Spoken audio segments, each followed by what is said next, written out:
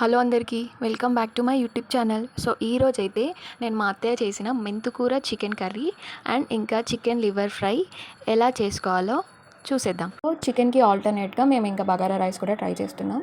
ఇంకా ఇంట్లో non veg ఉంటుందంటే ఎవరైనా సరే బగారా రైస్ చేస్తారుగా. సో ఫస్ట్ బగారా రైస్ ఎలా అంటే ముందు ఒక బౌల్లో ఆయిల్ వేయాలి.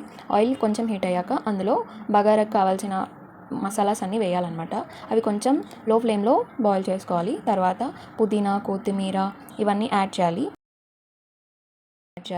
కొంచెం డీప్ ఫ్రై అయ్యాక దీంట్లో మనం మళ్ళీ ఇంకా మిర్చి ఇంకా ఆనియన్స్ కూడా యాడ్ చేసి బాగా కలుపుకోవాలన్నమాట.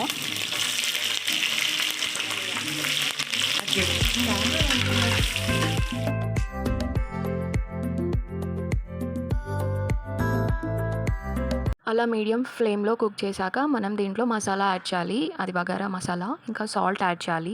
ఇంకా అల్లం వెల్లుల్లి paste, ginger garlic paste add చేసి బాగా మిక్స్ చేసుకోవాలి.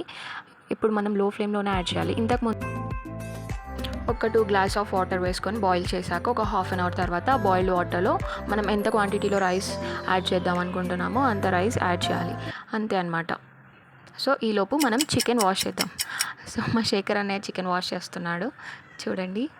సో చికెన్ వాష్ చేశాక మనం కొత్తిమీర, పుదీనా, మిర్చి ఇంకా ఆనియన్స్ అన్నీ కట్ చేసి పెట్టుకున్నాక ఒక ప్యాన్లో ఆయిల్ పోయాలి. ఆయిల్ కొంచెం హీట్ ఎక్కాయ వేయాలి, కానీ మా అత్తయ్య తొందరగానే వేసేసింది ముందే. తొందర ఎక్కువ మా అత్తయ్యకి.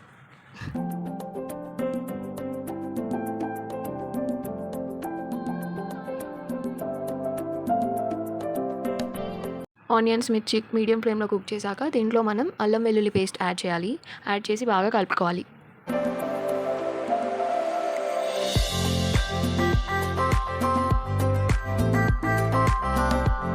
దీంట్లో తగినంత అంటే కొంచెం పసుపు వేయాలి, బాగా కలుపుకోవాలి.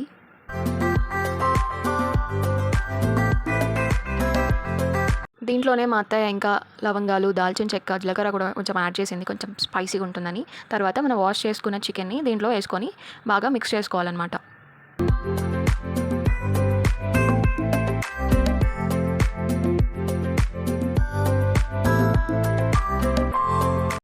కుక్ చేస్తున్నప్పుడు మనం చికెన్ని మీడియం ఫ్లేమ్లోనే కుక్ చేసుకోవాలన్నమాట. హై ఫ్లేమ్లో కుక్ చేయొద్దు. కొంచెం సాల్ట్ కూడా యాడ్ చేయాలి. ఇప్పుడు మంచోడైతే అని అంటున్నావు కదా, మంచితనం మారిపోయింది చూడుకో. అదేంటో మా అత్తయ్యకి కుకింగ్ చేస్తున్నప్పుడే నన్ను మోటివేషన్ చేద్దామని మంచి మంచి మాటలు వస్తున్నాయి అనమాట. దిస్ ఈజ్ మెంతికూర అనమాట. మెంతికూరని ఇలా తీసి వాష్ చేసుకోవాలి. వాష్ చేసుకున్నాక మంచిగా చిన్నగా కట్ చేసుకోవాలన్నమాట. మా అత్తయ్య కట్ చేస్తుంది చూడండి. ఓ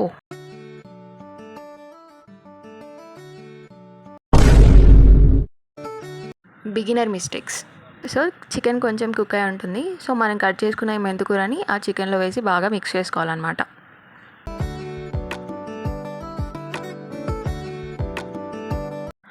అత్తయ్య కొంచెం గ్రేవీలా ఉండడానికి ఇక్కడ టొమాటోస్ కూడా యాడ్ చేసింది. అది ఆప్షనల్, మీరు వేయాలనుకుంటే వేసుకోవచ్చు, లేదా ఇట్స్ ఓకే.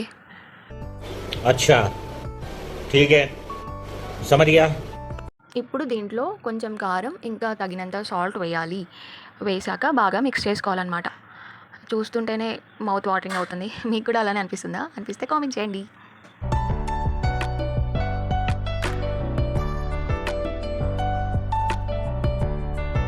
సాల్ట్, కారం వేసాక బాగా మిక్స్ చేయాలి. మిక్స్ చేసిన తర్వాత ఒక 10-15 మినిట్స్ అలా క్యాప్ పెట్టాలన్నమాట.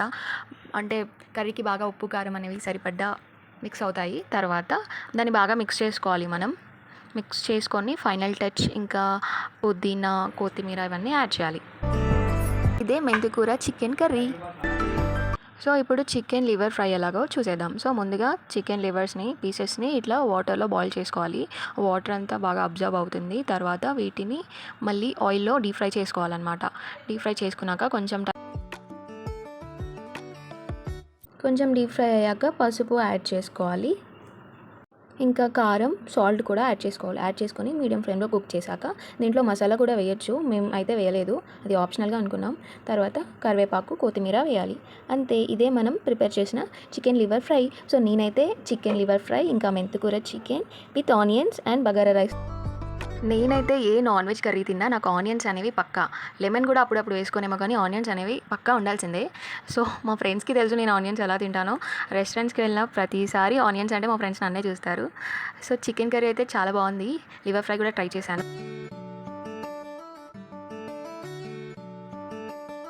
నా ఛానల్ని సపోర్ట్ చేస్తున్న అందరికీ thank you so much. And like, share, subscribe. Don't forget to tap the bell icon.